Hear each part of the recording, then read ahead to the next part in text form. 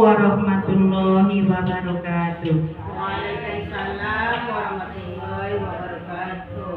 Pertama dan utama sekali, marilah kita panjatkan puji syukur kita kehadirat Allah Subhanahu wa Ta'ala yang telah melimpahkan rahmat dan karunia-Nya kepada kita semua, sehingga di pagi hari ini kita masih diberi kesempatan untuk mengikuti pemaparan materi yang akan disampaikan oleh Ibu Siti nanti.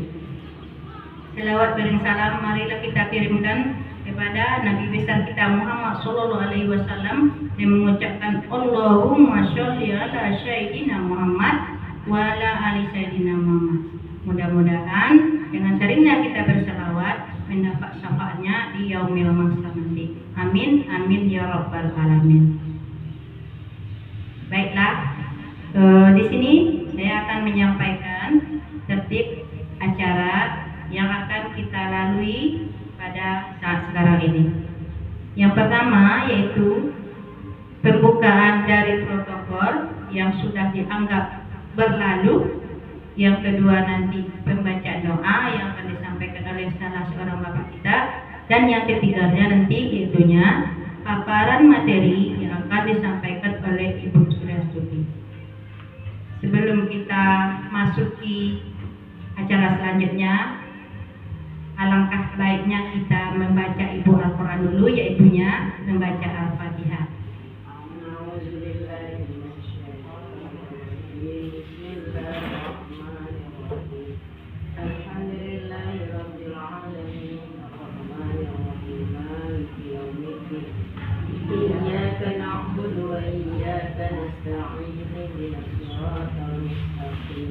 صراط الذين أنعمت عليهم غير المغضوب عليهم ولا الضالين. آمين. Untuk selanjutnya yaitunya pembacaan doa yang akan disampaikan oleh Bapak Suyanto. Waktu dan tempat kami persilakan.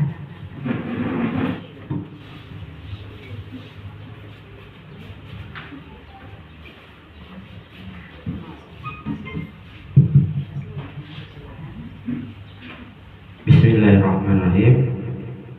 Untuk kelancaran kegiatan kita pada hari ini, marilah kita mengucapkan basmalah. Bismillahirrahmanirrahim. A'udzu billahi minasy syaithanir rajim. Bismillahirrahmanirrahim. Alhamdulillahi rabbil alamin. Assalatu wassalamu ala asrafil anbiya'i wal mursalin wa ala alihi washabihi rasulillahi ajmain. Allahumma salli ala sayyidina Muhammad wa ala ali sayyidina Muhammad.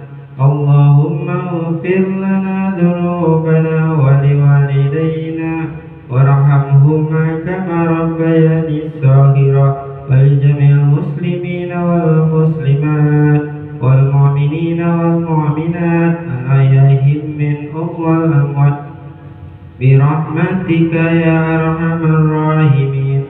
Allahumma inna nas'aluka ridhaka wal jannah wa na'udzubika min sakhatika wan nar. Ya Allah ya Rahman ya Rahim, lancarkanlah kegiatan kami pada hari ini. Jauhkanlah semuanya dari segala mara bahaya. Lancarkanlah ya Allah kegiatan kami ini, dan berkahilah semua kegiatan yang akan kami laksanakan ini. Rabbana zalamna anfusana wa illam taghfir lana wa tarhamna lanakunanna minal khasirin. Rabbana atina fid dunya hasanah wa fil akhirati hasanah wa qina azabannar. Walhamdulillahi rabbil alamin. Assalamualaikum warahmatullahi wabarakatuh. Waalaikumsalam warahmatullahi wabarakatuh.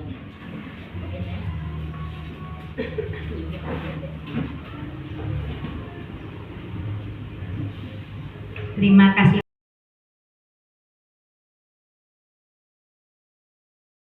banyak kita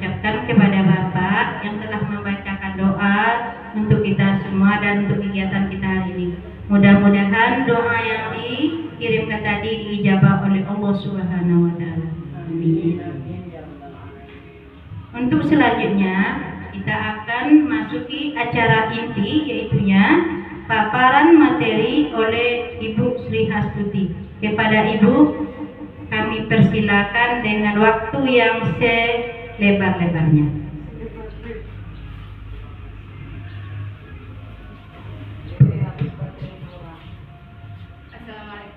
Assalamualaikum warahmatullahi wabarakatuh. Waalaikumsalam warahmatullahi wabarakatuh. Alhamdulillahirabbil alamin, bersyukur kepada Allah Subhanahu wa taala. Dengan rahmat dan kasih sayangnya kita bisa menaja acara yang pada pagi hari ini menjelang siang kita taja. Kemudian bersalawat kepada Rasulullah sallallahu alaihi wasallam, manusia mulia yang Allah ciptakan sebagai pembawa risalah, sebagai suatu hasanah, dan misi yang dibawanya adalah mahabbah, cinta yang beliau persembahkan kepada seluruh alam, sehingga sewaktu kelahiran beliau seluruh konfigurasi langit diatur kembali ulang oleh Sang Pencipta. Dengan bersalawat, memperbanyak salawat, mudah-mudahan kita diakui sebagai umat Rasulullah SAW di akhir nanti, pada saat tidak ada siapapun yang bisa menolong kita. Mari kita lafazkan bersama-sama, Allahumma salli ala Sayyidina Muhammad wa ala ali Sayyidina Muhammad.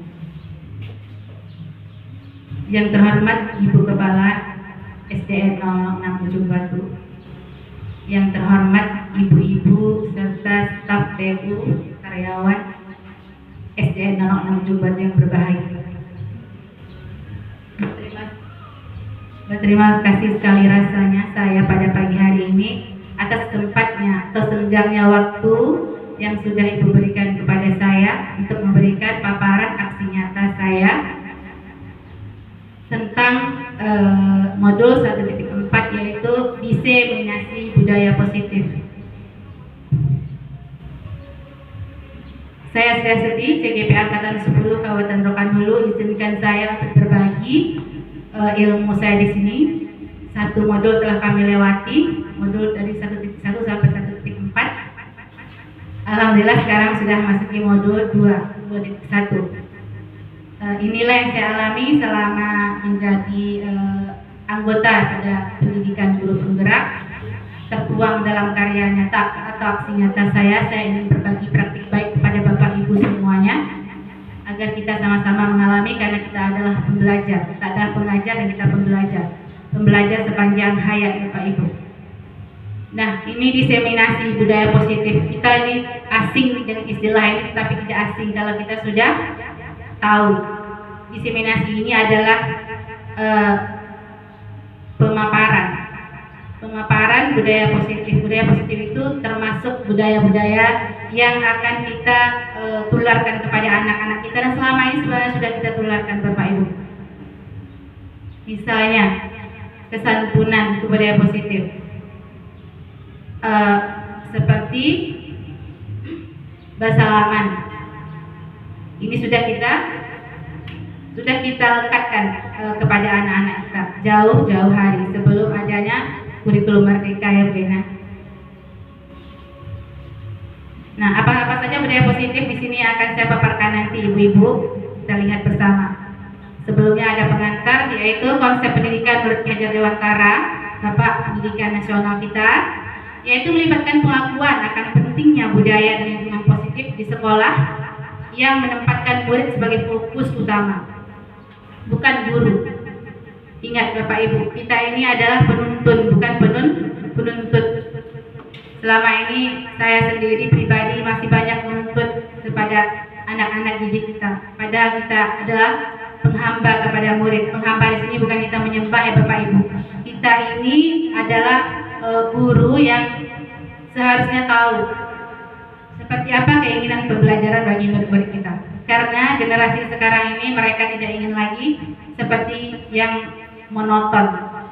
Nah, kita ini harus cerdas untuk mengembangkan diri kita,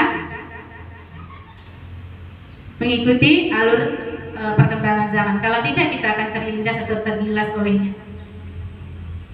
Nah, menurut Ki Hajar Dewantara, pendidikan bukan hanya tentang transfer pengetahuan saja, juga mencakup pembentukan karakter dan pengembangan potensi setiap murid. Karena setiap murid kita itu berbeda. Setiap murid itu adalah unik. Mereka membawa kodratnya masing-masing. Ibu rapat K3S.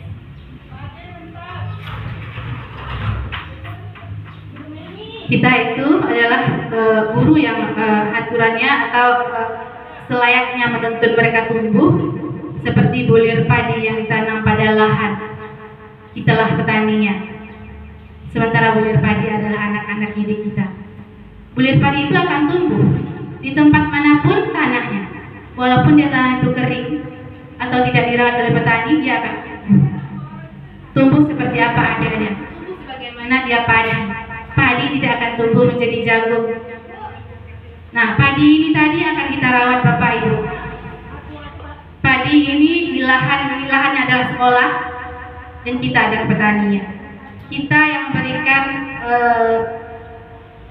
cara atau pupuk kepada tanah tersebut agar benihnya tumbuh dengan subur.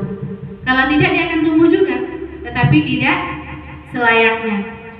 Nah, inilah dia betapa pentingnya pembelajaran yang berfokus kepada murid ini kita terapkan. Oleh karena itu, menciptakan budaya dan lingkungan yang mendukung inklusif dan memberdayakan di sekolah menjadi kunci untuk mewujudkan visi pendidikan yang kita inginkan. Inklusif itu menyeluruh tanpa salah satu tertinggal ke semuanya. Semua warga sekolah, juga orang tua termasuk warga sekolah kita libatkan untuk membudayakan budaya positif. Baik, nah ya. Konsep inti budaya positif ada 7 yang akan saya paparkan, dan mudah-mudahan kita semua bersabar ya Bapak Ibu dan bisa menimba ilmu sedikit banyaknya dari sini. Sama-sama kita belajar. Saya di sini bukan hebat, tapi saya ini mengulang-ulang ilmu saya, karena ilmu tidak diulang ya Bu Wati, maka dia akan hilang. Mudah-mudahan sedikit banyaknya bisa menambah wawasan kita. Seperti apa sebenarnya di guru penggerak itu. Nah, ada 7 konsep inti budaya positif yang kita tularkan kepada anak-anak kita dan juga kepada seluruh warga sekolah kita. Yang pertama, perubahan paradigma belajar. Kemudian disiplin positif, motivasi perilaku manusia, kebutuhan dasar manusia, posisi kontrol restitusi, keyakinan kelas, dan segitiga restitusi. Ini bagi ibu-ibu yang sudah mengalami atau sudah menerapkan kurma atau kurikulum merdeka, ini sudah tidak asing lagi mungkinnya Bu Ena. Ada keyakinan kelas, ada disiplin positif ya Kak Bu Ena.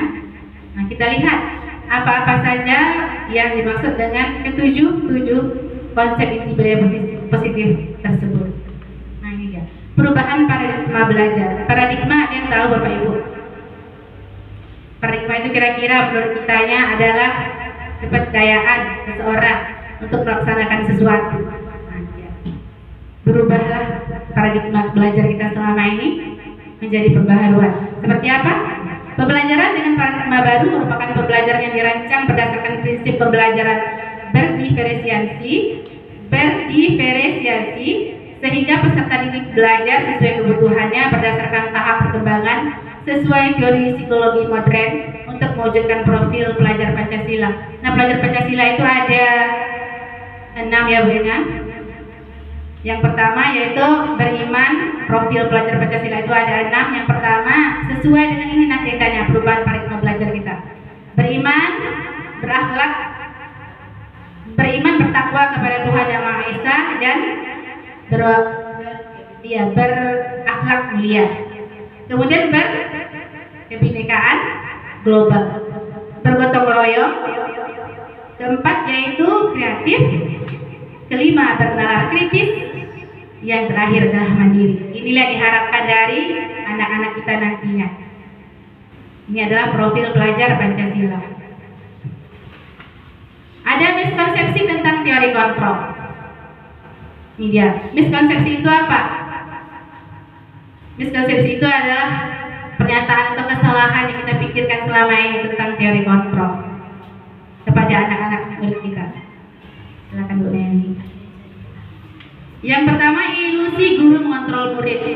Kita ini selama ini kami berusaha untuk mengontrol murid itu baik untuk pembelajaran kita. Sebenarnya ini tidak baik, karena apa? Murid-murid kita akan bergantung kepada kita. Kalau tidak ada bapak dan ibu, mereka bebas. Ini di kelas saya sudah saya alami bertahun-tahun lamanya.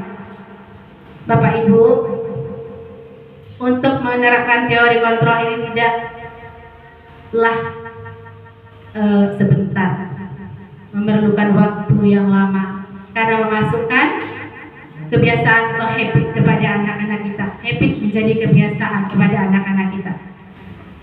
Yang kedua, miskonsepsi tentang teori kontrol, yaitu ilusi bahwa semua penguatan positif efektif dan bermanfaat.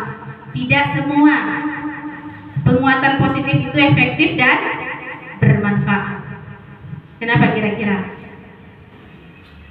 Kita selama ini berpendapat bahwa kalau kita memberikan penguatan positif, efektif dan itu bermanfaat kepada murid-murid kita. Padahal ini akan membuat generasi kita menjadi salah atau menjadi gagal. Kemudian ilusi bahwa kritik dan membuat rasa bersalah mampu menguatkan atau menguatkan karakter. Nah ini ya. Kalau kita mengkritik, kadang-kadang ini kita tidak sadar. Kenapa? Karena kritik itu kadang-kadang kita berikan kepada anak dengan cara yang paling halus, dengan ujaran yang paling lembut. Padahal kita sudah mengkritik mereka. Bukan tidak boleh mengkritik, tetapi itu akan membuat rasa bersalah dan anak-anak kita akan menyalahkan dirinya. Oh iya, kalau saya tidak seperti itu pasti berguru. Jadi akhirnya mereka mengikuti keinginan kita, bukan kita yang mengikuti keinginan mereka. Sedangkan pembelajaran kita itu adalah menghamba kepada murid. Menghamba di sini bukan kita menuruti semua kehendak murid kita, tapi kita mengikuti alur kemauan seperti apa sih yang diinginkan murid-murid kita pada zaman sekarang. Yang terakhir yaitu ilusi bahwa orang dewasa berhak memaksa. Ini sesuatu sekali ini ya. Saya juga ini pernah ya berwajib kepada murid-murid saya. Orang dewasa itu biasanya dia merasa bertanggung jawab terhadap keberlangsungan sesuatu yang akhirnya baik, tidak peduli bagaimanapun caranya, kita akan memberikan cara asalkan anak-anak kita mau melaksanakan kegiatan itu berulang-ulang. Ini tidak akan berakibat dalam jangka waktu yang panjang, tidak akan mempan di Bapak Ibu, tidak akan bertahan lama. Karena apa? Ini hanya akan menimbulkan permusuhan kita dengan murid-murid kita, karena kita sifatnya maksa. Nah, ini mengubah paradigma stimulus respon ke pendekatan teori kontrol. Bagaimana kita mengubah paradigma atau kepercayaan kita untuk stimulus respon ini ke pendekatan teori kontrol yang sangat kita harapkan. Stimulus respon di sini contohnya yaitu realita, kebutuhan kita sama, kita berpendapat seperti itu. Padahal teori kontrolnya adalah realitas, kebutuhan kita berbeda satu sama lain, tidak sama. Kemudian semua orang melihat hal yang sama, itu stimulus respon. Di teori kontrol, setiap orang memiliki gambaran berbeda. Tidak ada orang yang memiliki gambaran atau persepsi yang sama. Demikian juga murid-murid kita. Berapa banyak murid-murid kita di kelas, mereka semuanya punya anggapan yang berbeda tentang kita. Ada yang tidak mengatakan kita ini menyenangkan, tapi mungkin sebagian murid kita itu membosankan. Nah itu dia. Kemudian kita mencoba mengubah orang agar berpandangan sama dengan kita. Ini sebetulnya telah kita lakukan bertahun-tahun. Sementara dari kontrolnya kita berusaha memahami pandangan orang itu lain tentang dunia. Kita membuka wawasan mereka, silakan mereka bertualang sendiri tentang dunia yang luas ini.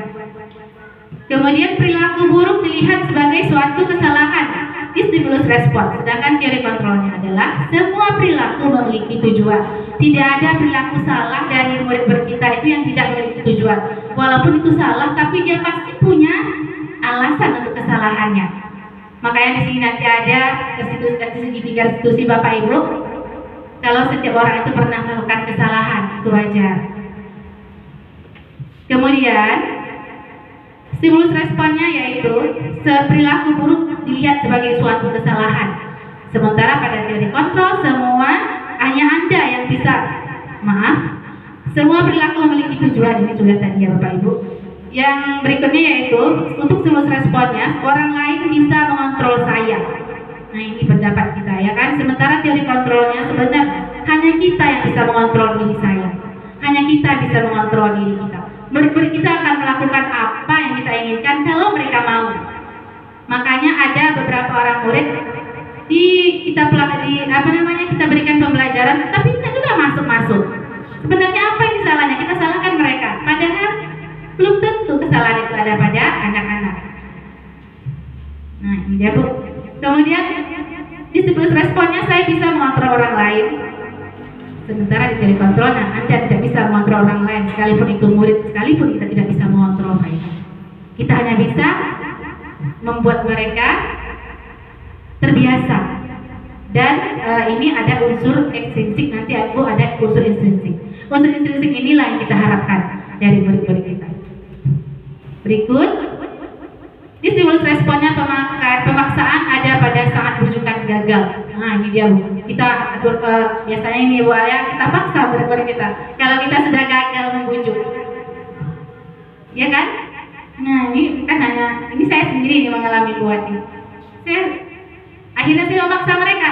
Ini kalau tidak bagaimana mereka tahu kalau kita itu memaksa? Dengan adanya hukuman. Ya kan? Nah, nanti kalau tidak selesai ini, nanti ada hukumannya kan itu berdiri atau ada lagi sesuatu yang akan kita harus dikerjakan anak. Dan itu mungkin tidak senang, tetapi mereka melaksanakan juga keinginan kita. Nah ini dia.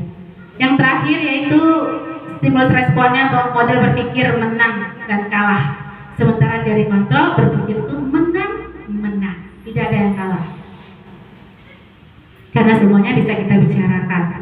Semuanya ada solusi kalau dibicarakan, dan kita tidak bisa menyalahkan apa itu yang menjadi kesalahan murid kita. Bukan berarti dia salah. Kita harus refleksi diri kita, sebenarnya ada apa dengan murid saya. Disiplin positif berikutnya yaitu ini dia Bapak Ibu, mohon untuk menggenggam tangannya. Masih bisa digenggam tangannya Mbak? Sakit. Yang bisa menggenggam tangannya. Oke. Bu Nurbadan mungkin sama Bu Mar berhadapan, yang lain juga berhadapan, yang tidak sakit tangannya Bu Mimi mungkin boleh. Bu Mimi mohon Bu Mimi sama Bu Wati menggenggam tangannya. Masing-masing terserah mau tangan kanan atau tangan kiri, satu saja. Iya, seperti itu. Bukan genggam. Dan sekarang satu orang genggam, satu orang tidak. Itu maksud saya Bu. Nah, satu orang genggam, siapa dulu terserah. Bu Banan dulu, Bu Banan dulu genggam. Bu Mar usahakan Bu Banan untuk membuka tangannya. Bu Mar boleh mengiming-imingnya dengan uang, boleh mengiming-imingnya dengan, boleh menggelitiknya, boleh mencubitnya dengan cubit sayang ya, jangan cubit kuat. Itu terserah Bu Nurbanan. Ya, caranya terserah Bu Mas seperti apa. Yang penting Bu Nurbanan itu bersedia. Dia boleh tidak membuka, boleh juga membuka. Terserah dia. Bu Mar berbagai macam rayuan lah. Biar dia Bu Banon.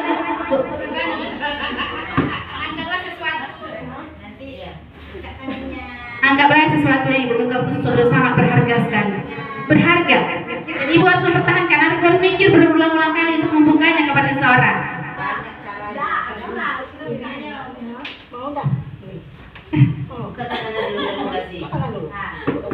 Iya, dibujuk dengan kue. Udah kenyang. Aku puasa. Ini boleh rasanya. Ini manis. Kalau dengan kata-kata boleh nggak Bu? Silakan bujuk teman-temannya. Mungkin ada yang berusaha membuka, ada yang berusaha terbuka, ada yang tidak. Lebih baik mezumuk atau lebih baik berbagai cara itu ada. Iya. Dibujuk. 30 detik aja ya Bu, lama. Nanti air. Laptopnya Bu. Jadi ini dibuka langsung. Oke, terbuka. Masya Allah, terbuka. Oke, silakan. Terima kasih banyak. Kita kasih aplaus dulu untuk Bu Marjani dan Bu Nurbanan sudah mempraktekkan tadi tentang teori kontrol dan disiplin positif. Baik Bu Nurbanan, apa hakikatnya membuka tangan atau menutup tangan? Saya tanya sama Bu Banan. Kalau menutup tangan itu berarti kita ada penolakan sedikit. Ada Silakan. yang tidak sesuai dengan hati nurani kita. Jadi kalau sudah kita membuka, kita menginginkan sesuai dengan keinginan kita pula. Karena Ada yang diberikan untuk menunjang apa yang kita mau. ada dorongan. Ada dorongan dari diri kita sendiri. Insyaallah, itu dia ya. Mungkin tadi ada yang menutup tangannya juga ada alasan bagi dia. Nah, di sini terbukti bahwa yang mengontrol diri kita itu adalah diri kita sendiri, tidak bisa orang lain. Kenapa? Jawaban benar-benar tadi sempurna jawabannya. Saya mau membuka sesuatu yang berharga di tangan saya karena ada imbalan, misalnya seperti itu. Dan saya ingin dan saya mau menerimanya, makanya saya membukanya. Kalau tidak, betapapun usaha bukan hati untuk menyuruh benar-benar membukanya, kalau benar-benar tetap tidak ingin membuka, maka tidak akan terbuka. Itu contoh kecil. Ya, keinginan itu datang dari intrinsik. Inilah yang kita harapkan dari murid-murid kita. Kebiasaan yang jadi habit yang jadi kebiasaan itu hendaknya karena mereka ingin, bukan karena kita memaksa atau kita bujuk, tidak, Bapak Ibu. Dan ini memerlukan waktu dan proses yang lama, bukan sebentar. Iya, makanya ada penolakan kita marah, ya kan Bu Nurwana? Padahal itu saja. Untuk membiasakan seseorang untuk berbuat baik perlu kesadaran dari dirinya yang paling dalam, dari hatinya yang paling dalam. Ini disiplin positif. Ada unsur intrinsik dari luar, kita bisa kita bisa menularkan atau melekatkan kebiasaan atau disiplin positif ini kepada anak-anak dengan dua metode selama ini. Yang pertama, metode yang sering kita pakai dari ekstrinsik, dari luar. Apa itu dari luar? Pemaksaan, bujukan, reward. Sebenarnya reward itu tidak terlalu baik untuk anak-anak kita. Juga apalagi hukuman. Kalau yang di pembelajaran dari penggerak wajib tidak ada hukumannya, punya. Hukuman itu jalan punishment itu terakhir. Kalau bisa jangan ada. Itulah dia. Yang kita harapkan itu unsur intrinsik. Unsur intrinsik itu apa? Seperti tadi benar-benar lakukan. Unsur yang dia rasakan, dia ingin karena dia mau berbuat demikian. Karena dia sadar, dia ingin menghargai dirinya sendiri. Makanya dia berbuat seperti itu. Bukan penghargaan dari orang lain. Nah, ini motivasi perilaku manusia berikutnya. Ini dia Bapak Ibu, motivasi ekstrinsik tadi dari luar. Gunanya apa? Biasanya menurut kita ini untuk menghindari ketidaknyamanan atau hukuman, maka dia melakukan disiplin positif itu. Dia melakukan tidak ribut dalam kelas, misalnya ini ya. Nanti kita sampai kepada keyakinan kelas. Mengapa keyakinan? Mengapa tidak peraturan kelas? Memi ini dah lebih tahu itu daripada saya. Kenapa? Saya belum mengalami yang namanya turma, Bu Ina juga. Belum ya? Iya. Mudah-mudahan ke depan ada. Karena ini turma saja Bu ya. Prakteknya dulu ya. Karena lebih baik seperti itu kadang-kadang ya. Kalau kali ini Bu Memi teori baru Bu Memi. Jadi kalau praktek nggak lupa kan Bu Ina. Kalau teori ini lupa. Nah inilah gunanya berbagi praktik baik. Teman-teman nanti sharing menambah ilmu saya. Bukan saya yang hebat, tidak. Saya hanya mempelajari ini baru secara jujur. Ini baru secara teori, belum praktek. Bapak Ibu sudah ada yang berpraktek. Ini terjadi. Unsur ekstensi yang kedua dilakukan oleh murid-murid kita untuk membiasakan kebiasaan positif itu, atau membudayakan budaya positif itu di sekolah maupun di rumahnya. Kenapa? Untuk mendapatkan imbalan atau penghargaan dari orang lain. Ini sering ya kan wajib. Mereka melakukan karena ada reward. Mereka mau senang mengerjakannya pada saat itu saja. Keberlangsungannya seperti apa? Kalau tidak ada reward lagi, tidak dilakukan. Kalau tidak ada hukuman lagi, bolos, kan? Nah, itu tidak di sini kan gitu. Nah, padahal kita ingin membiasakan kebiasaan kepada mereka. Yang kita harapkan yaitu motivasi intrinsik. Ini yang kita harapkan terjadi pada murid-murid kita agar mereka melakukan disiplin positif terhadap diri mereka dan orang lain. Kenapa? Karena menjadi orang yang mereka inginkan. Mereka ingin menghargai dirinya sendiri dengan nilai-nilai yang mereka yakini atau percayai. Oh, ini bagus untuk saya. Bagus. Itu maunya seperti itu, Bu. Nah, ini dia. Ini perlu waktu yang lama, bukan waktu yang sebentar. Iya, Bu. Tapi kan ada dari bertanya. Jadi kami di sini ragu apa perbedaan keyakinan dengan kesepakatan. Selama ini kan Silakan.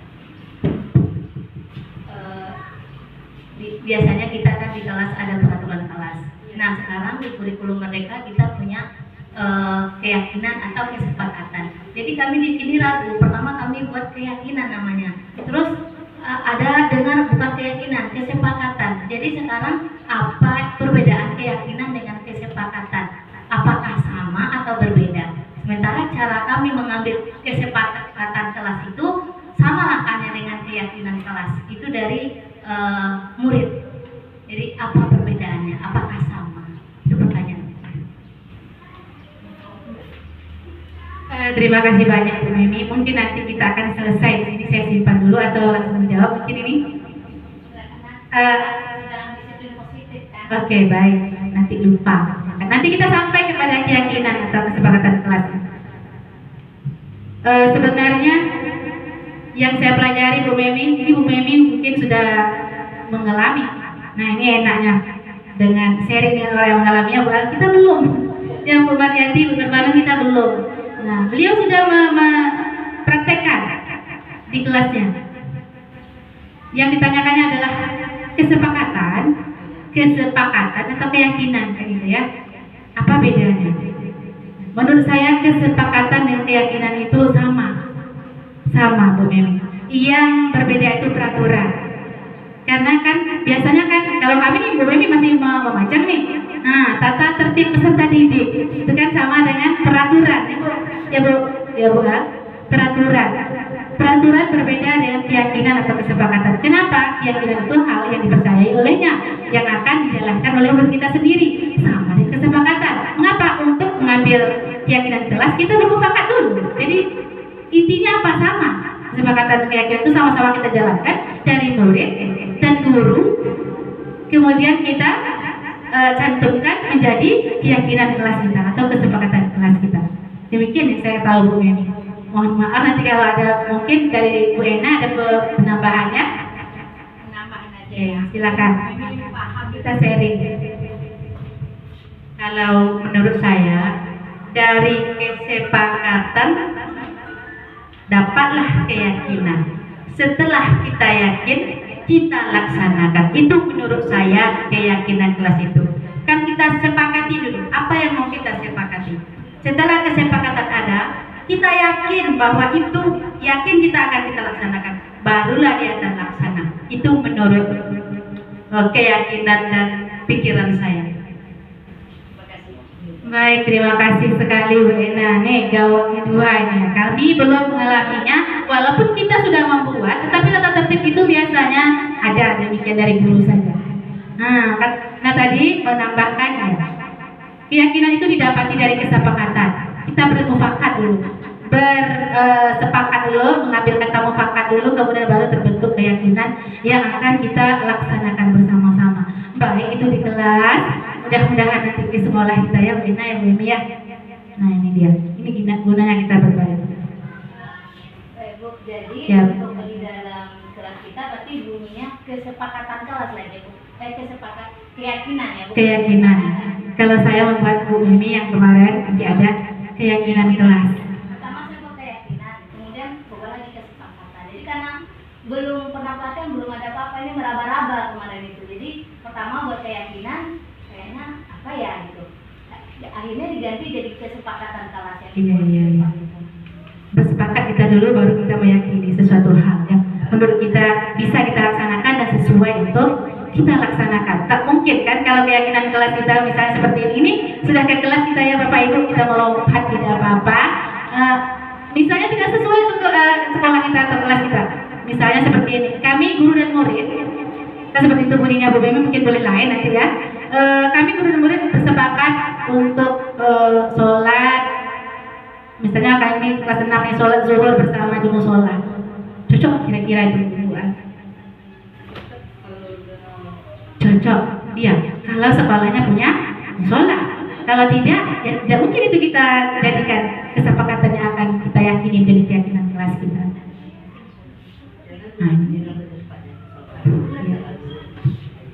ini ada yang boleh dan ada yang tidak boleh kita lakukan. Hukuman yang tidak boleh sama sekali karena tidak terencana. Murid tidak tahu apa yang akan terjadi, tidak pernah dilibatkan, tiba-tiba tuh kita memberikan punishment. Walaupun itu sifatnya membuat jerah, tidak ada di dalam budaya positif menerapkan hukuman kepada anak-anak didik kita. Tidak boleh Bapak Ibu. Kemudian yang kedua ada konsekuensi. Ada yang bisa kita lakukan, ada yang tidak. Ini lebih banyak ketidak yang saya rasain. Memang konsekuensi ini terencana. Nah, kita pakai konsekuen, ya. Konsekuen itu apa artinya kira-kira Bu Mimi? Patuh. Ya, lanjut aja nggak apa-apa. Biasanya kita memberi, ya, patuh atau apa lagi kira-kira? Silakan.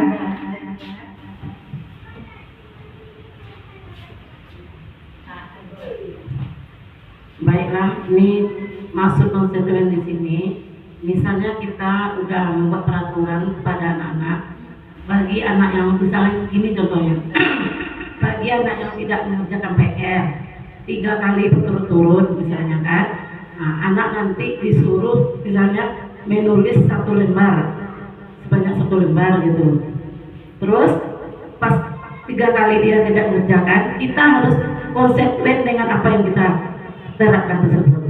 Kalau tidak, ini nanti apa namanya itu ya, kalau tidak konsekuen, maka peraturan itu nanti tidak ada gunanya. Itu masuk dengan konsekuen, sportif. Ibu-ibu semuanya kita kan. Bu Isi mungkin? Ibu ya. Oke. Bu Memi? Konsekuen. Baik, ini konsekuensi ini seperti yang Bu Mar tadi bilang, kita harus menjalankan apa yang sudah kita sepakati terhadap peraturan tersebut. Ini akhirnya apa? Misalnya seperti contoh tadi, akhirnya menyenangkan nggak bagi anak-anak? Kita berpikir nggak? Konsekuensi kita itu senang nggak anak-anak itu kira-kira melaksanakannya? Walaupun dia salah, dia tidak membuat PR sampai 3 kali, kita suruh dia menulis saja ya hukuman ya, 3 lembar misalnya. Atau kita rukiah di depan ini, saya seperti itu biasanya Bapak Ibu. Ada yang berbicara kotor, nah nanti kita konsekuensinya seperti ini lagi ya, saya seperti itu. Konsekuensinya adalah kalau sudah 5 kali masih tetap tidak mau berubah, berkata-kata yang kotor misalnya terhadap teman sama temannya, nanti di depan kita suruh anak tersebut istighfar 100 kali misalnya kan. Nah ini dia, walaupun itu baik, tetapi anak-anak ini akhirnya punishment kan. Punishment kan akan menimbulkan rasa bersalah. Alangkah baiknya kalau kita membangun, kita tanyakan dulu. Nah ini dia segitiga restitusi nanti Bapak Ibu. Menanyakan dia apa namanya, dia salah atau tidak? Dia ngerti tidak dia salah? Kadang-kadang ada anak kita yang hatinya tahu. Kenapa kamu tahu nggak kenapa Ibu panggil kamu? Lagi anak kita kelas 1, 2, 3 ya Bu Mat? Nggak tahu Ibu katanya. Mungkin dia ngelak atau mungkin memang tidak tahu. Nah tiba-tiba kita libatkan dia, nah karena kamu ini memang harus ini kan itu kan. Itu sebetulnya lebih banyak Bapak Ibu. Itu keinginan kita yang kita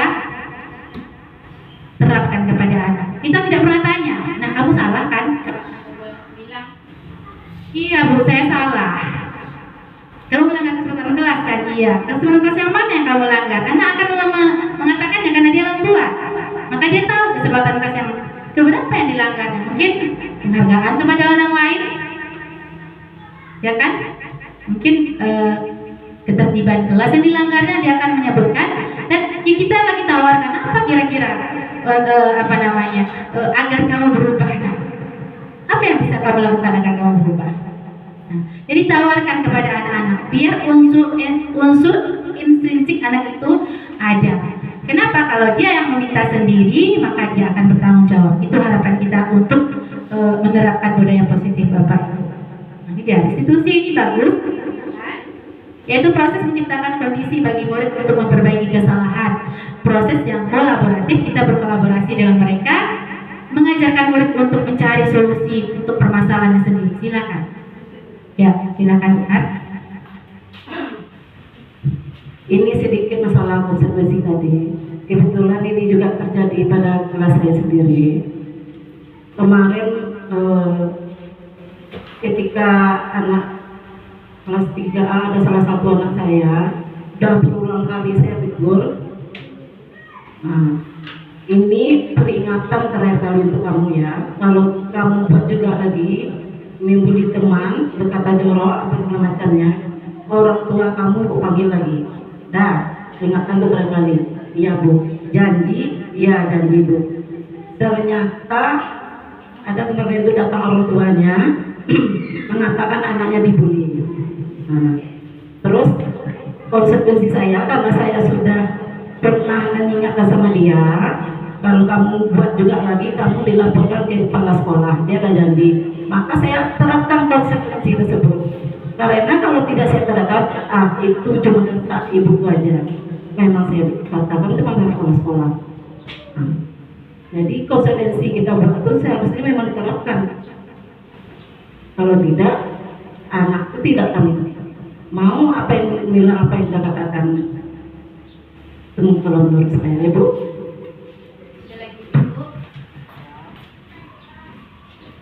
Iya, inilah pendapat saya juga seperti itu, Bu. Konsekuensi itu harus dijalankan. Kalau tidak, bagaimana keyakinan kelas atau peraturan kelas, atau kita yang belum mengalami membuat kesepakatan kelas menjadi keyakinan kelas, kan?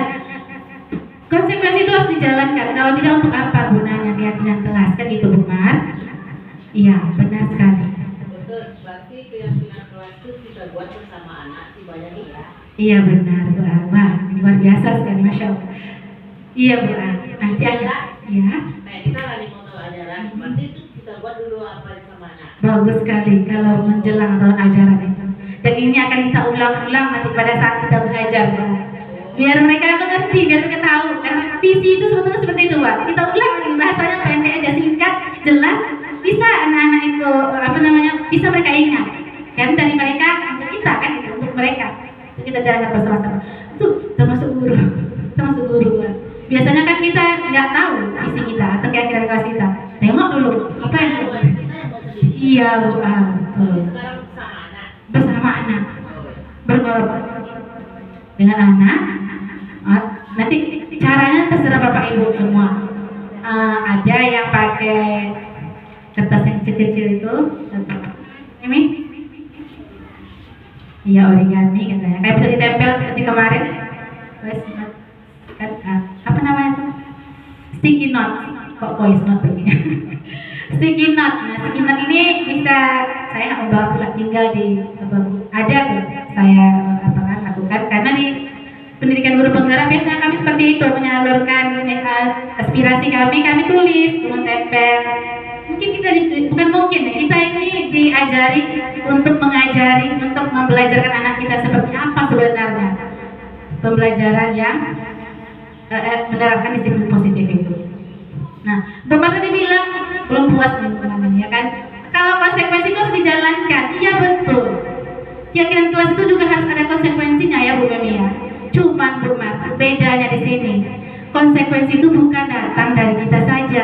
Kita tawarkan kepada mereka, panggil mereka, kamu salah kan? Iya Bu, kalau dia bilang aku dia salah Bu Mar. Nah sekarang kamu harus begini. Jadi kita yang menetapkan. Itu tidak kita menetapkan. Itu bedanya Bu Mar. Selama ini kan kita tetapkan. Kamu harus begini kan gitu. Kita kan. Betul. Inilah dia. Ini apa namanya ya? Ini akan lama kita menerapkannya Bu Mar. Nggak setahun 2 tahun menjadi kebiasaan. Habit itu untuk menjadi kebiasaan itu untuk menjadi habit yang baik bagi anak-anak itu perlu proses. Anak-anak kita, iya, itu yang kita harapkan. Bertanggung jawab dengan perbuatan. Iya benar. Bertanggung jawab karena apa? Mereka yang meminta sendiri. Kamu salah karena iya. Sekarang bagaimana caranya agar kamu itu berubah? Apa usahamu untuk melakukan? Misalnya terlambat, nanti ada ya Bapak Ibu, ini waktunya sebentar lagi. Boleh saya lanjutkan Bu Mar? Mungkin nanti akan ketemu nanti ini solusinya. Kenapa? Konsekuensi itu harus ada harus ada ujung akhirnya, nggak boleh ngambang kan gitu. Kalau hanya anak, dia bisa saja menolak, ya kan? Demikian. Sebenarnya ini harus dari anak, bukan kita yang menentukan, itu saja bedanya. Kalau dari mereka, mungkin mereka akan sungguh-sungguh melaksanakannya. Biar mereka tidak terlambat lagi apa? Misalnya saya akan bangun pagi Bu, besoknya terlambat lagi, pasti berulang-ulang di rumah. Pasti. Sedangkan ada punishment berulang-ulang nggak kejadiannya ya Bu? Mereka nggak jerah-jerah. Tetapi untuk membiasakan itulah dia rumah. Untuk membiasakan ini perlu proses, perlu waktu yang lama dan kesabaran kita tentunya. Nah, ini kebutuhan dasar manusia. Kebutuhan dasar manusia itu segala sesuatu yang kita lakukan untuk mendapatkan apa yang kita maui, atau tindakan yang kita lakukan memiliki tujuan tertentu, dan semua usaha terbaik yang kita lakukan adalah dalam rangka memenuhi kebutuhan dasar kita. Ini manusiawi sekali. Ada 5 kebutuhan dasar manusia, yaitu bertahan hidup, misalnya makan, pakaian, tempat tinggal, rasa aman, sehat, kesehatan juga itu. Kemudian ada kebutuhan dasar yang kedua, penguasaan, harga diri, keinginan untuk dianggap, memimpin, berprestasi, diakui, didengar. Manusiawi semuanya Bu. Kemudian kasih sayang dan rasa diterima. Rasa diterima, dipedulikan, berbagi, kerjasama, menjadi bagian dari kelompok, itu juga menjadi kebutuhan dasar bagi kita.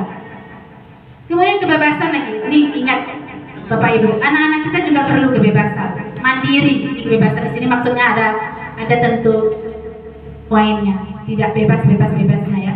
Memiliki pilihan, nah, ini ya berdiferensiasi tadi. Mencoba hal baru, biarkan mereka mencoba hal baru. Mampu mengendalikan arah diri sendiri. Kemudian kesenangan, bermain, humor, antusias, tertawa. Mereka butuh, kita juga.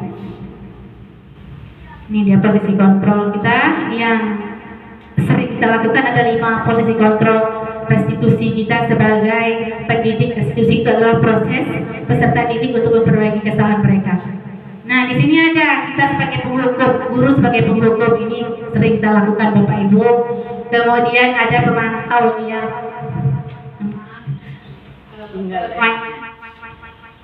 Sepertinya ada yang punya.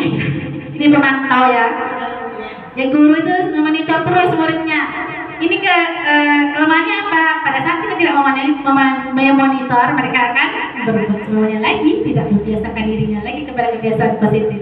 Kemudian teman, ini juga kurang baik. Misalnya, tolonglah jangan itu ya, bisa diam nak, tolonglah kasihanilah ibu. Nah, ini seperti ini. Kita lembut, kita biarkan dia seperti teman ya. Tapi kadang-kadang anak kita berpengaruh terhadap keinginan mereka berubah. Kemudian membuat rasa bersalah, yang juga kita sering lakukan kepada anak-anak kita. Bapak Ibu, membuat rasa bersalah. Contohnya apa nih kira-kira nih? Membuat rasa bersalah. Misalnya begini ya kan? Itulah kan, saya bilang tadi.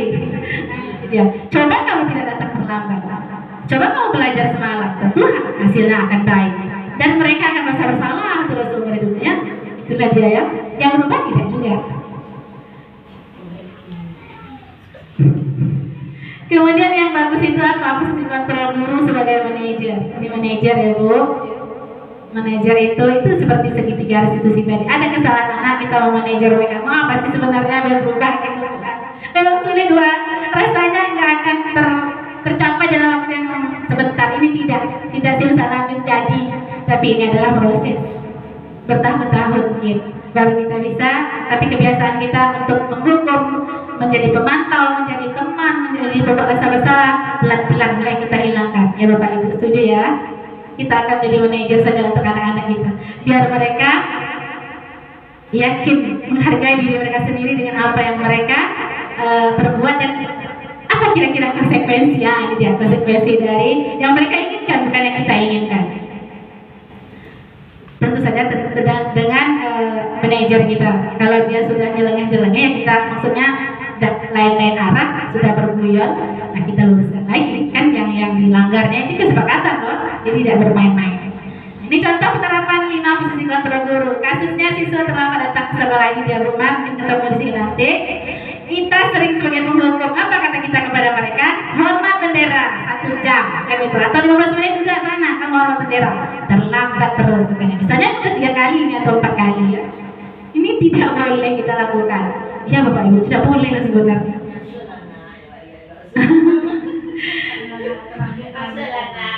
Oh iya, bagaimana kira-kira nanti kita lihat seperti apa sebetulnya kita sebagai manajer. Ini posisi kontrol guru sebagai pembuat rasa bersalah. Kalau siswa datang terlambat ke sekolah, berapa kali Bapak atau Ibu beritahu kamu selalu mengecewakan. Nah, dia akan merasa bersalah terus kan, iya ya, coba saya tak terlambat. Memang ada sisi baiknya, tapi bisa terulang lagi kan gitu. Kenapa? Dia hanya memenuhi keinginan kita saja, tanpa unsur instruksikan dirinya terbangun. Nih, ada lagi sebagai teman, posisi kontrol kita sebagai teman. Kasusnya sama, siswa datang terlambat ke sekolah. Kita bilang apa? Ayo dong, ikuti aturan sekolah, tolong ya, bantulah Bapak Ibu. Ya sekali ini saja. Atau ya sudah, tidak apa-apa, lain kali yang terlambat lagi. Ya kira-kira ini akan bersorak-sorak ini ya kan? Nggak marah itu saja Bu ya, kata kita. Sama Ibu Tunyo katanya kan. Ini dia ya kan. Ini dia. Kemudian pemantau ini juga tidak boleh kita lakukan. Siswa telah datang ke sekolah, kita katakan kamu sudah melanggar peraturan sekolah. Ini kita pantau nih sebagai pemantau, kita kan, kamu tahu konsekuensinya kan? Nah ini dia kita sering lakukan. Ketemu kan Umar? Kamu tahu konsekuensinya kan? Nah, namamu akan masuk buku kasus dan akan ada panggilan orang tua loh nanti. Walaupun kita harus mengatakannya. Kurang baik untuk anak-anak kita bersifat memantau. Kenapa kira-kira? Pada saat kita tidak ada, mereka akan bertindak semaunya. Ini yang tidak kita harapkan. Nah, ini dia contoh penerapan baik itu sebagai manajer. Kasus sama. Dia menghamba kepada murid Bang. Diajar dengan cara menyuruh kita seperti ini. Kepada murid artinya pembelajaran itu berfokus pada murid, bukan keinginan kita, tapi keinginan mereka selagi dalam koridor yang baik untuk pendidikan tentunya. Ya. Oke, gaspol. Siap kita nih ya kan. Tapi ini nggak, iya kita ini gimana ya? Terima tak terima rasanya karena belum membekas ke hati kita. Kita masih dalam belajar dan terus belajar sampai kita nanti yakin, oh ya manajer itu. Seperti apa sih syarat datang ke sekolah? Panggil dia Bu. Tanyakan, apakah kamu tahu kesalahan mana? Tahu, telat kan? Terlambat. Nah, bagaimana kira-kira caramu agar kamu tidak terlambat lagi? Masuk ya. Iya. Mungkin nanti melibatkan orang tuanya juga. Ini kenapa? Disiplin positif tidak hanya kita dengan murid yang bisa menerapkannya. Kita harus melibatkan orang tua. Tanpa orang tua tidak ada artinya. Sama. Kita sudah melaksanakan yang selama ini dua. Tapi kita tidak tahu di mana posisi kontrol kita itu. Apakah kita sebagai manajer? Kita pernah. Penghukum pernah. Teman kita pernah juga kan. Tapi yang baik itu sebetulnya posisi kita sebagai manajer. Tawarkan kepada mereka. Bangun kesadaran kalau mereka itu salah dan apa yang diinginkan sebagai konsekuensinya. Tentu saja ini kita harus luruskan nanti kalau udah belok kiri belok kanan dia buat dia. Artinya apa? Guyon. Dia berguyon. Ya ada, saya nggak ada mau apa-apa. Ini tidak mungkin. Karena apa? Keyakinan kelas itu dibuat untuk kita lebih tertib. Nah, ini dia. Baik, posisi kontrol apakah aku? Nah, ini Bapak Ibu coba ini ada kasus atau ya, ini ada pernyataan dari kita, ini dari guru. Saya kecewa sekali dengan kamu. Siapa yang membuat? Gimana kira-kira posisi kontrol yang 5 tadi itu? Pembangkang, pemantau, manajer, penghukum, atau pemerasa bersalah? Kalau enggak dulu, silakan. Saya kecewa sekali dengan kamu. Kalau seperti ini guru mengungkapkan kepada murid, kira-kira posisi kontrol guru sebagai apa? Posisi kontrolnya sebagai apa, Bu? Nah, ada 5 posisi kontrol di sana, silakan. Manajer. Saya sekali. Pemantau. Pemantau. Iya. Ya lah kan kita yang mantau anak kenapa dia terlambat gitu kan. Iya. Ya kan ibu kecewa. Membuat merasa bersalah. Ini dia. Saya sekali dengan kamu. Berarti ini pertanyaan dari guru ke anak. Oh gitu. Kesalahan. Membuat merasa bersalah. Iya. Iya. Membuat rasa bersalah kepada Tuhan. Alhamdulillah, terima kasih banyak Pak, jawabannya benar juga. Yaitu posisi kontrol guru sebagai pembuat rasa bersalah. Anak ini akan merasa bersalah terus dia akan, saya kecewa sekali, aku kecewa sekalian kamu. Maka dia akan menyalahkan dirinya terus menerus. Iya ya, coba kayak gini. Padahal dia nggak mampu Bapak Ibu. Tapi Bu, Ya, anak saya ntar ya. Sementara anak merasa dia merasa bersalah tuh susah dicari. Katanya ada apa? Bisa bilang juga kayak gitu. Nah, kalau zaman sekarang, kalau menurut emak saya ya. Tongkang masuk. boleh tungkang ya bahasa kita. Iya Bu, kenapa ini kira-kira ini? Ya anak kita ini sekarang ini dibuat sebagai, kalau tidak ada konsekuensi anak kan semakin membabi buta kan dengan kurang anak kita ini disiplinnya kan ya Bu. Kenapa? Karena selama ini posisi kita yang 4 itu sudah kita jalankan. Mereka nggak ngeh lagi, nanti kan baik lagi kan. Hukumannya dijalankan aja. Mungkin nggak seperti itu zamannya. Ada satu lagi nih Bu. Nah ini dia. Bu Ena mungkin ada atau Bu Memi. Posisi kontrol apa aku? Nah ini ibu gurunya nih bilang sama anak-anaknya. Bu Memi nih bilang sama anak-anaknya. Kamu tidak pernah mendapat nilai jika kamu tidak mengerjakan tugas. Tak akan pernah kamu. Kalau kamu tidak mengerjakan tugas di rumah. Oh, ya silakan Bu Nurana menjawabnya. Nah kita bersama aja nih. Kita buka lagi. Kata-kata gurunya yaitu kamu tidak pernah dapat nilai jika tidak mengerjakan tugas ini, misalnya kan. Nah posisi kontrol apa dia sebenarnya? Dia. Apakah penghukum sebagai teman, manajer, pemantau,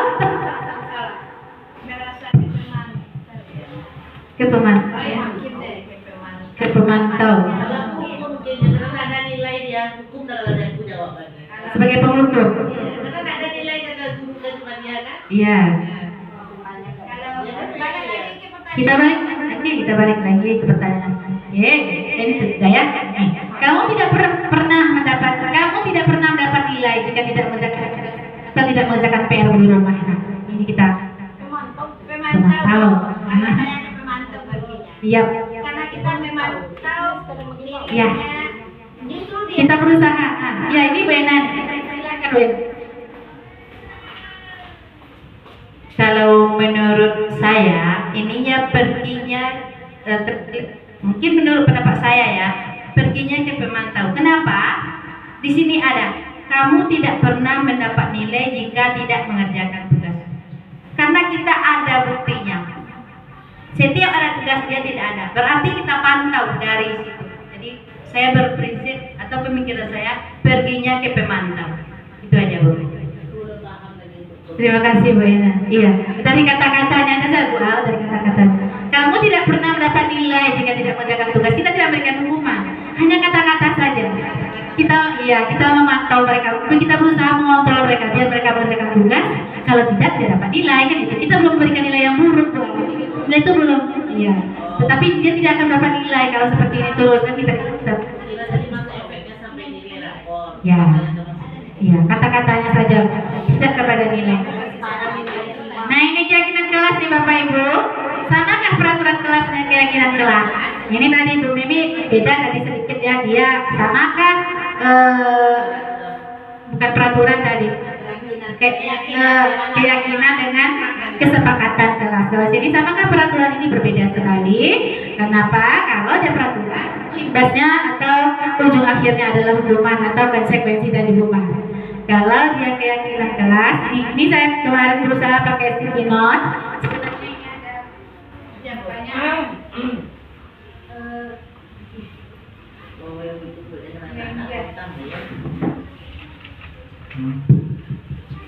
Nah dia pembentukan keyakinan kelas ini kita sudah coba kemarin anak-anak. berdiskusi dulu sebelum pembelajaran dimulai, maunya seperti apa. Kemudian kita kelompok-kelompokkan sehingga terjadilah adalah 6 kelas yang kami dapatkan. Kami guru dan siswa menjaga ketertiban kelas, kami guru dan siswa saling menghargai, kami guru dan siswa belajar dengan gembira. Ini penting karena ini adalah yang 5 dasar kebutuhan manusia tadi. Kemudian kami guru dan siswa menjaga disiplin, kami guru dan siswa saling bekerja sama, kami guru dan siswa menjaga keindahan, tidak mencoret-coret kelas, tidak mencoret-coret dinding, gitu ya, dijadikan satu. Bersifat abstrak berupa pernyataan universal atau menyeluruh, dibuat dalam pernyataan positif. Ini kalimatnya harus positif, tidak boleh tidak kalimat positif ya. Sedikit saja agar mudah diingat sesuai dengan kondisi kelas seperti yang tadi kita sudah sepakati bersama. Kemudian mudah diterapkan, melibatkan semua warga kelas sekolah sampai kepada servisnya atau jaga sekolah. Kita harus tahu keyakinan sekolah kita seperti apa. Nah ini Bapak Ibu, segitiga restitusi yang tadi ini untuk restitusi itu hasilnya proses anak didik kita mencari solusi bagi kesalahan mereka, memperbaiki kesalahan mereka dengan kesadaran mereka sendiri. Ini cara-caranya, yaitu proses dialog yang dijalankan oleh guru agar dapat menghasilkan murid yang mandiri dan bertanggung jawab. Kita stabilkan identitasnya dulu, nanti ada kata-katanya seperti apa Bapak Ibu. Kita validasi tindakan yang salah, baru menanyakan keyakinannya. Ya pasti ini dia. Kata-kata di dalam stabilkan identitas, berbuat salah itu wajar. Tidak ada manusia yang sempurna. Ibu bapak juga pernah melakukan itu, atau ibu bapak pernah di posisi kamu salah kan gitu. Ibu bapak tidak mencari siapa yang salah, tapi bapak ibu ingin mencari solusi dan permasalahan ini. Ini sering kita keluarkan kata-kata ini kan Bapak Ibu. Nah sebetulnya kita sedang ada pada restitusi, segitiga restitusi pada menstabilkan identitas. Kamu berhak merasa begitu, jadi anak tidak ragu dia untuk mengungkapkan, iya saya salah Bu. Dia akan berani berterus terang. Nah kemudian yang kedua dari tahap dari segitiga restitusi tadi, validasi tindakan yang salah. Kamu pasti punya alasan mengapa kamu melakukan ini kan? Ya, padahal kamu bisa loh melakukannya lebih buruk daripada ini, tapi kamu tidak melakukannya. Alhamdulillah ya, mungkin seperti itu kita bilang ya. Kamu bisa begini tapi kamu tidak lakukan. Kamu patut bangga karena telah melindungi sesuatu yang penting buat kamu. Padahal nanti salah, masih kita begitu kan? Kita besarkan hatinya. Nah, kamu melindungi sesuatu kan? Agar apa? Dia berterus terang. Dia tahu kalau dia salah dari dirinya sendiri, bukan karena kita yang memaksanya mengakui kesalahannya. Kamu melakukannya karena mempertahankan sesuatu yang penting bagimu. Ibu tahu kan gitu ya. Kemudian yang terakhir adalah menanyakan keyakinan. Nah ini baru terakhirnya, apa keyakinan kelas kita? Apa kamu sudah melanggar salah satu nggak kira-kira? Nah, anak akan ingatkan Bu, nilai-nilai apa yang telah disepakati bersama? Kalau dia rasa iya Bu saya melanggar, nilai-nilai apa yang melanggar? Nah saling menghargai Bu katanya misalnya kan, gitu ya. Seperti apa gambaran sebuah kelas yang ideal menurut kamu? Kira-kira kelas yang kamu ingin itu apa? Pasti anaknya kalau jawab, saya tidak mau dibully Bu kan gitu ya. Kemudian tidak ada keributan mungkin Bu yang tidak berarti kecuali bertanya kan gitu ya. Kemudian kamu ingin jadi orang seperti apa? Dia pasti menjawab yang baik-baik. Akan sangat sedikit kemungkinannya kalau dia tidak bercanda, dia tidak akan menjawab itu tidak baik. Saya ingin jadi demikian Bu, mungkin itu jawabannya buruk. Insya Allah ya Bu, dituntut Bu. Kembali lagi ke segitiga restitusi, kita jalannya ada. Bertindaklah sebagai manajer. Pasti marah itu pasti ada. Lepas sekali masalah pasti ada ya kan. Tapi koridornya ada Bu. Terus sebagai manajer. Kemudian penutup Bapak Ibu, alhamdulillah dalam penerapan program disiplin positif ini hendaknya guru memiliki standar kepribadian profesional, sosial yang baik, di mana guru mampu mereferensi dirinya dalam posisi kontrol saat ini. Bagaimana perjalanan dirinya sebagai among atau manajer yang menuntut muridnya menjadi insan yang mandiri, merdeka dan bertanggung jawab. Nah, merdeka di sini adalah bukan merdeka dalam sebebas-bebasnya, tidak seperti itu. Merdeka mereka mengekspresikan selama itu untuk kebaikan. Itulah sebagai manajer. Demikian saja Bapak Ibu pertemuan kita pada pagi hari menjelang siang hari ini. Alhamdulillahirobbilalamin. berjalan dengan baik dan lancar. Saya ucapkan terima kasih banyak atas partisipasi semua ibu-ibu guru. Kita tutup acaranya dengan hamdalah, alhamdulillahirrahmanirrahim. Akhir kalam, saya memohon maaf seandainya ada kesalahan, itu saya pribadi. Seandainya ada hikmah baik yang bisa kita petik, itu pasti Allah yang menurunkan ilmunya yang sangat banyak sedikit kepada kita semua. Demikian saja, saya akhiri dengan Assalamualaikum warahmatullahi wabarakatuh.